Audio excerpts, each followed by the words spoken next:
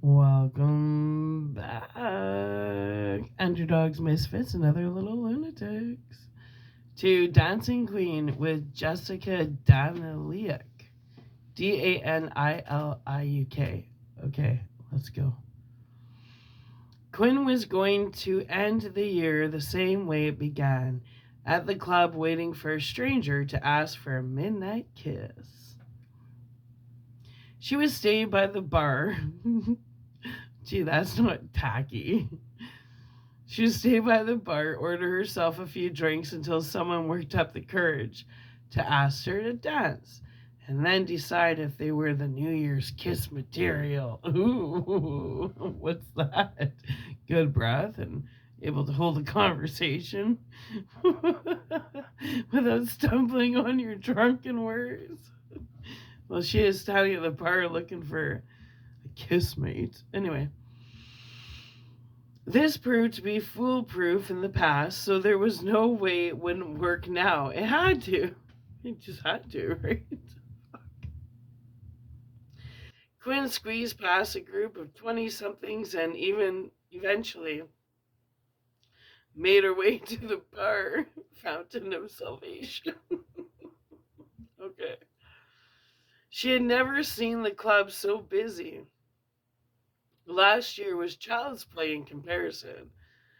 Quinn saw this as her place since she had been here every Sunday night for the past 3 years. Oh, good job. That's what we call a regular at the bar.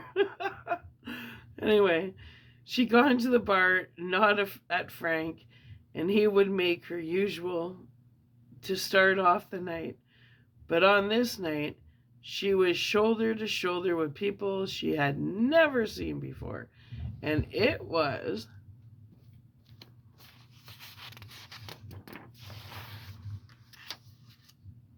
7 minutes before she even made eye contact with Frank. Never mind, had a drink in her hand. After the chaos of last year, Quinn had made a New Year's resolution that she would never find herself in a club on December the 31st again. But she was never one to keep New Year's Eve resolutions on account of thinking they were stupid. So once again, Quinn found herself pushing through the crowd to get to her spot, a corner booth with a small table furthest away from the entrance. This was the perfect place for Quinn to watch everyone and make predictions about their lives. In front of her were three young girls dancing together, belting along to Dancing Queen. With an untrained eye, they looked like three friends having fun right before the start of a new year. But Quinn knew the truth. She was once all three of them. The first friend was a hopeless romantic, imagining she would find the love of her life on the dance floor tonight, and they would have a magical kiss at midnight. She was singing with her friend, but her eyes were scanning the room for potential loves of her life. The second girl seemed a bit shy. The only reason she was dancing was because her friends were. She could be a real fun time, but only if someone pulled it out of her. The final girl was the one Quinn related to most. She was singing the loudest and dancing the proudest, and no one would ever think she wasn't having fun, which was exactly the plan. If you go the extra mile and act like it's the best night of your life, no one will ask you if you're okay, and you won't have to lie. The three girls continued dancing while Quinn took a long sip of her drink. Don't consider yourself a dancing queen? Quinn turned and was met with a striking pair of blue eyes. Ooh, it's getting good. The only thought that allowed itself into her head was, this is perfect midnight kiss material. That's funny. He got closer. Ooh. And and Quinn stayed right where she was. She realized it had been a minute and she hadn't actually said anything to the man. Not particularly, you. He grinned. Either he had already tried this line on 5 other women, and they had all given the same response, or he never thought someone would flip the question on him. For the first time in a while, Quinn wanted to find out. Maybe once when I was young, sweet, and 17, but after a couple years, I fear I've lost my funk. Right. I've lost my funk. My fucker's broken, man.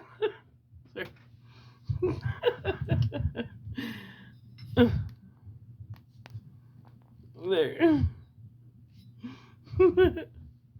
Okay, hold on.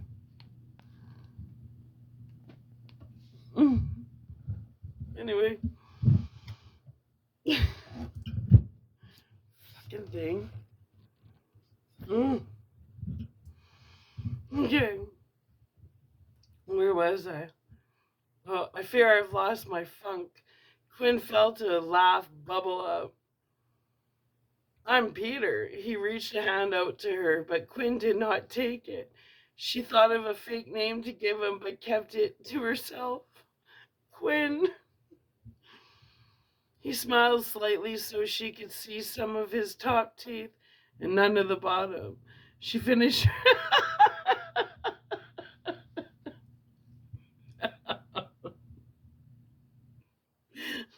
Is that foreshadowing?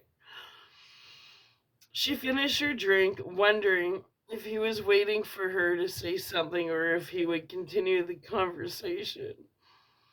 Quinn was no stranger to being drunkenly hit on at a bar. If you went to one of the most popular clubs in the area every weekend, drunk or desperate, every weekend, sorry, and were the solid 8 that Quinn believed herself to be, you were bound to get some male attention.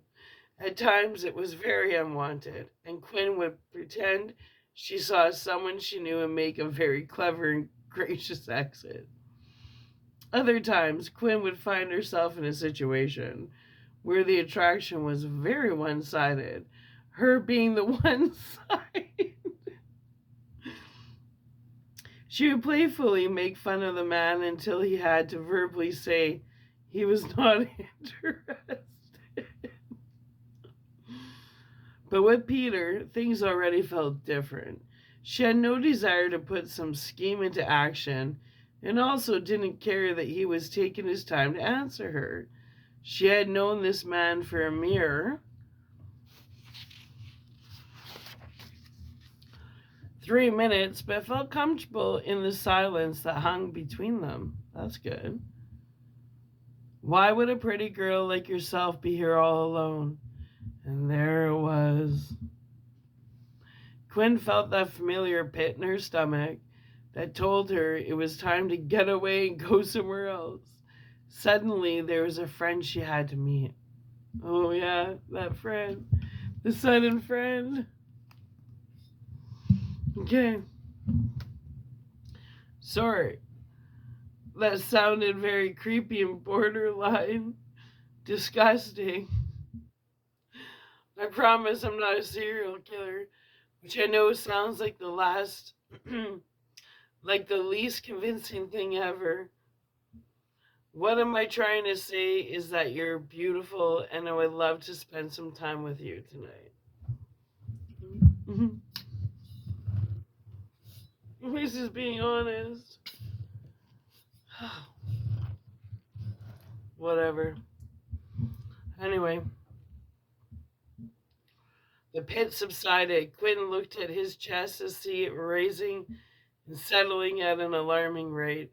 A bead of sweat passed by his icy-colored eye and raced all the way to the bottom of his chin. Quinn never found herself paying attention to these minute details before, but she was drawn to something about him. She was unimpressed by the original comment but admired his correction. You don't hit on a woman much, do you? Playful banter was what she needed in the moment. It was familiar. It was safe. Was it the first attempt at a line or the apology that made it obvious? He smiled again, wider this time, showing more teeth. Quinn smiled back, staring at his lips. Would it destroy all of your confidence if I said both? Only slightly. A small laugh escaped Quinn. Peter inched even closer, and Quinn could smell the aftershave on him and felt the slight brush of his pants against her leg. I know what that's code for. Do you want to dance? She surprised herself with the invitation. It had just slipped out. Just warning you for a second time. I'm no dancing queen. And yet he held out his hand again. Kind of a fun story.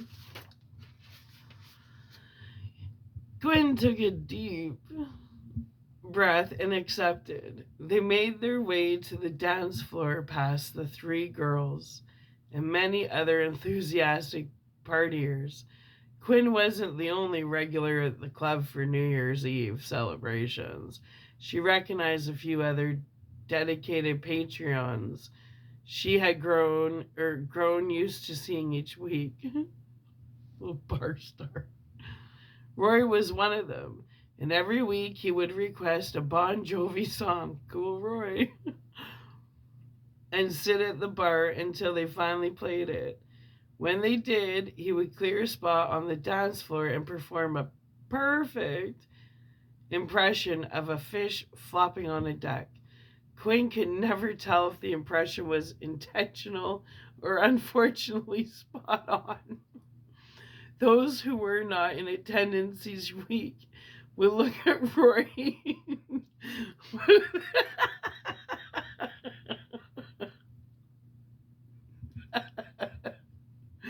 Those who were not in attendance each week would look at Roy with a concerned, sometimes disgusted expression.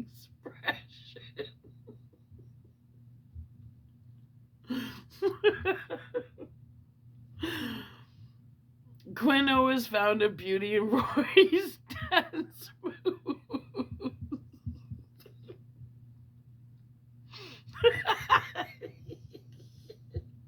I've known a few guys like that. He was 53 years old, dancing in a club.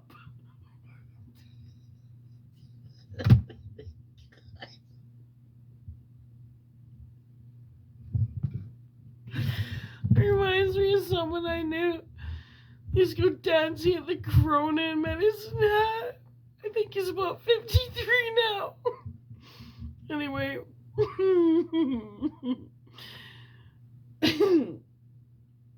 He was 53 years old, dancing in a club full of 20-somethings, not caring at all what they thought, just having the time of his life.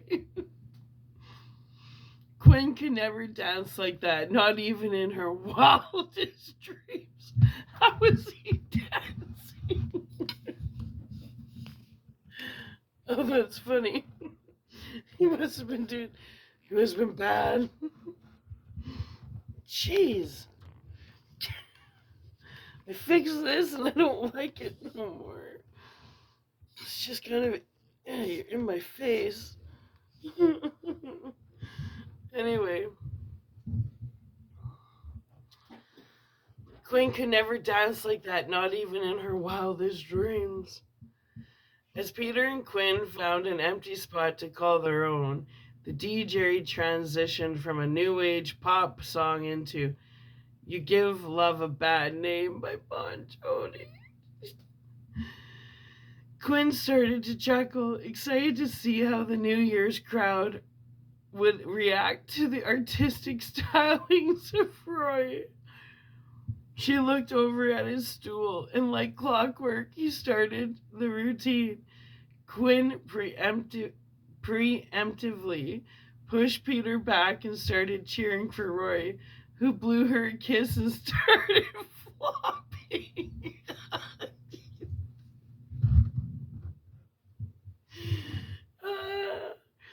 The young people around Roy began to snicker to their friends, eyebrows raised. No shit. Oh, nothing feels right. Anyway, you're too far away now. Eyebrows raised. Where were we? Quinn hesitantly turned to look at Peter. He had the wildest smile Quinn had seen at that point, bottom teeth and all. He began cheering for Roy alongside Quinn, which caught Roy's attention. Roy motioned for the two to join, but Quinn shook her head. It was one thing to cheer and become excited by Roy's.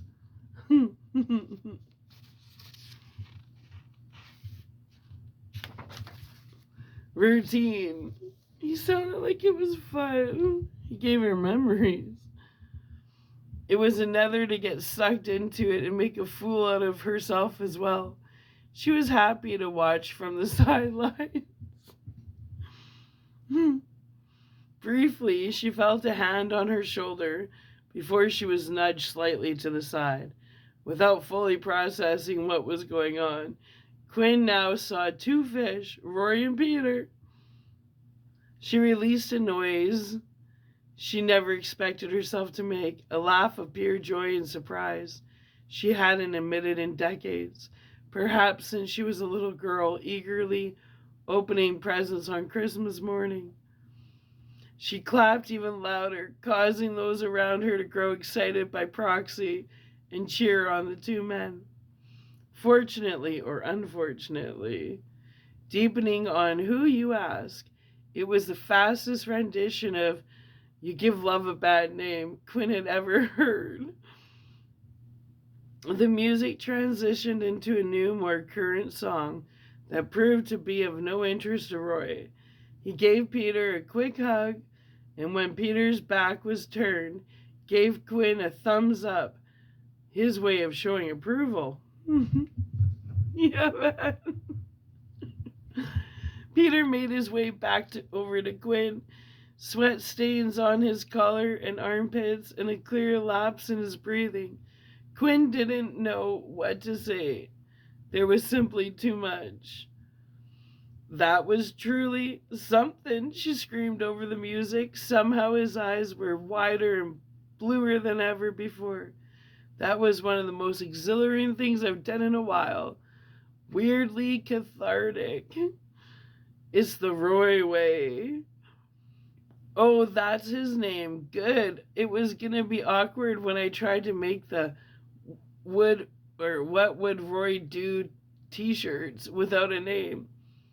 Quinn's shoulders raised as she laughed. Peter took a step closer. She could feel the post-flop heat radiating off his body.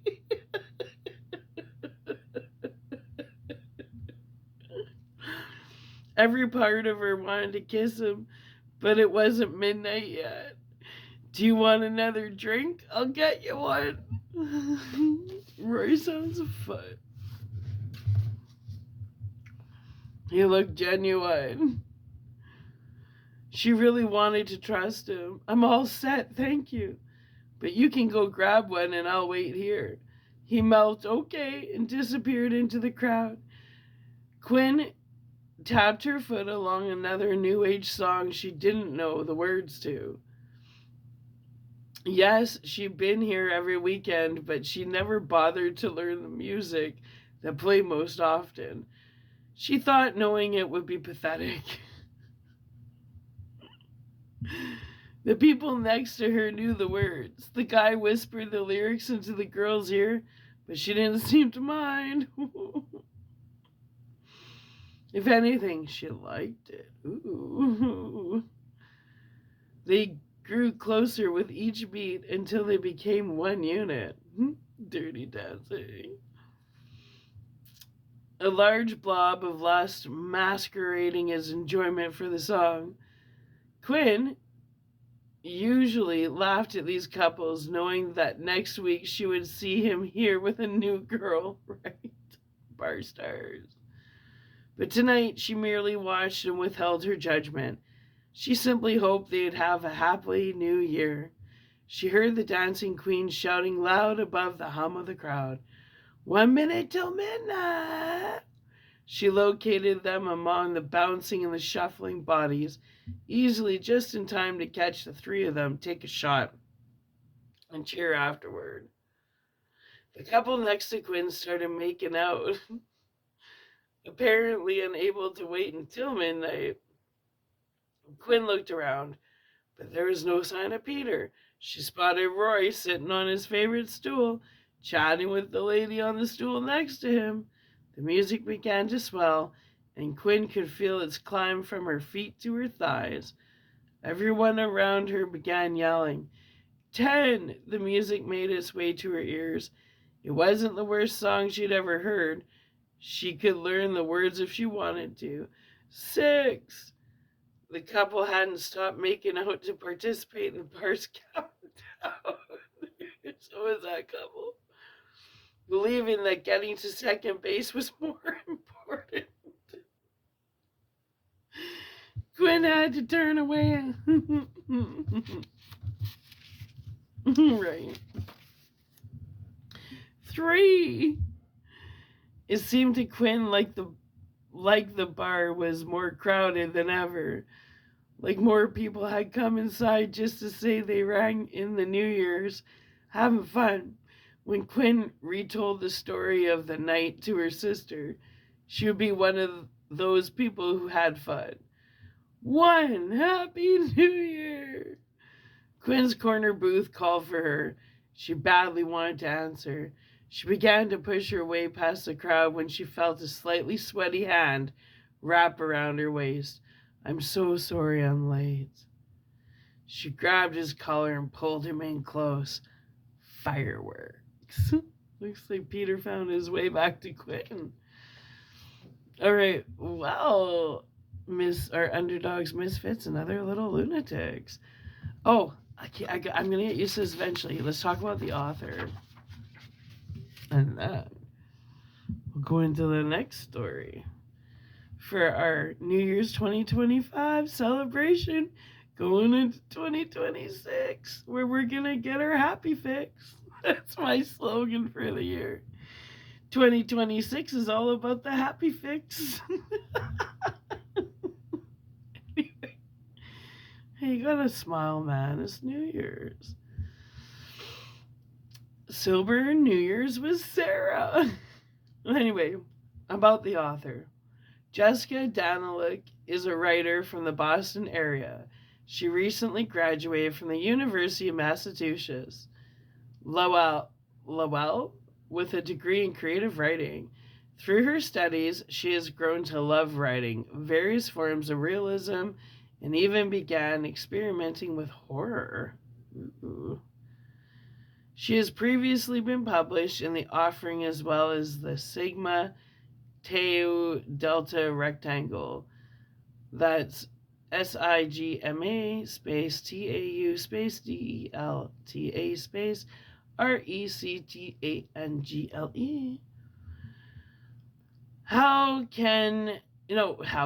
You can find Jessica on Instagram at JMDANILIUK. Visit her website at https://www.jessicaADANILIUK.com. Again, her website is www.jessicadanilik.com/. Alright. Underdogs, misfits, and other little lunatics. Get pumped. The best is yet to come if you're on the right side of history. So, as we shed the skin of 2025. The newness and freshness of 2026 is right around the corner. Anyway, thank you for joining me on my New Year's celebration. I love you. I'll be right back. I promise. Because we still have like a lot more stories to read. Yeah, we do. Bye.